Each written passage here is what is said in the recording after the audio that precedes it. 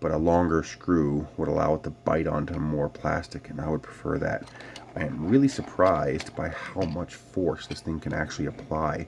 I mean, that's actually that's actually genuinely hurting my finger to squeeze it in there.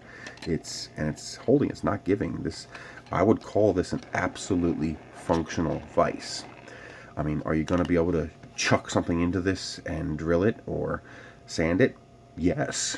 Something big? No, of course not. But if I wanted to say chuck something like this into it to drill a hole through it, absolutely would hold it.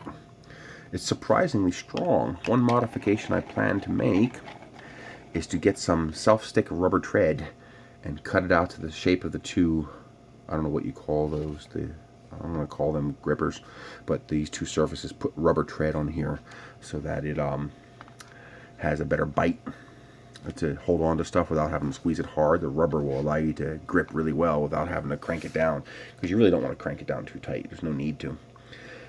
I love it. This thing is amazing. Thank you, Tom at oxtolls. Thank you, diodepress, for making this. It is absolutely amazing. It took 20 hours worth of printing, but it was so worth it. I mean, this is one of the favorite things that I've ever printed with this printer. I absolutely love this. The only thing I like better than this is my rockets. I love printing my rockets. But this is going to get a lot of use. I'm going to print more of these, and they're all going to get use. And the printer is tuned so nicely. Look how nice that is. As long as I go slow, I get beautiful vertical with very little perturbations. You see a little bit up here where I sped it up to get it done, but not much. Even there, I mean, this is running at 175%, so about 45, 50 millimeters a second maybe, and it was printing just fine.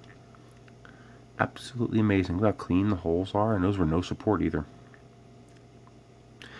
This had one little, right here, I had one little bit of plastic underneath here that I tore off. That's it, otherwise it's fine. I'll probably heat that with a lighter just to smooth it out so it looks prettier, but you don't have to. It went together so nicely. It works so well. This was supported. I did have a little bit of support there. I don't know where it is. I threw it away. It was just a little chunk of support about that big.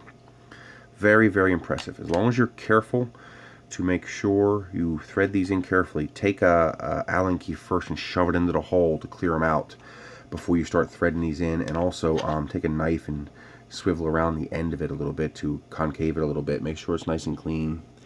But as long as you're careful, it'll thread together beautifully. It went together so well. I just absolutely love this thing. What I would do is thread it out until it starts to wobble. You'll know when you're getting to the limit because this will stop gripping. See how it's still gripping right there? So it's still in the channel that's in here. When you reach the end of the channel, go back in like one full turn, maybe two full turns. And then what I did was I took a knife and just scratched a mark in there.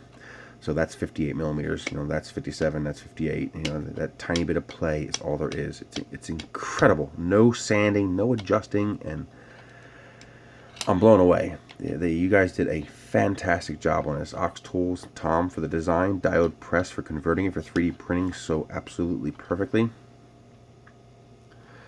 Great job, and sorry for losing the light. I'll give you a little more light here. And try not to knock the camera all over the place. But beautiful job. This is going to get a lot of use. I'm going to thoroughly enjoy using this and working with this.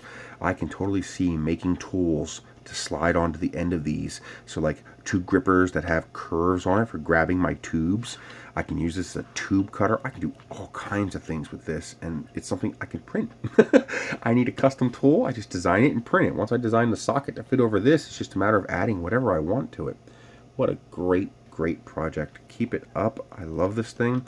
If you guys have your printer tuned well, if you can print out really nice clean parts without a problem that look really good, you'll have no problem printing this. It's well worth the print. If you got your bed level tuned really well, you can print them all together on the print bed at once. Because I was going to be leaving it untended for a lot and I had to split up the print to do other things, I wanted to be printing while I was at work and not printing when I was at home so I could do other stuff. So I did them all separately, but you could do this all at once. The hard part is this. It tends to want to curl up out of the support bed. So I think in the future I'm going to lop off both ends, print the tube separate, and print two caps to go on the end. That'll be a lot easier to print without lifting off the bed. Thank you very much. I hope you enjoy the video. Make sure to like and subscribe.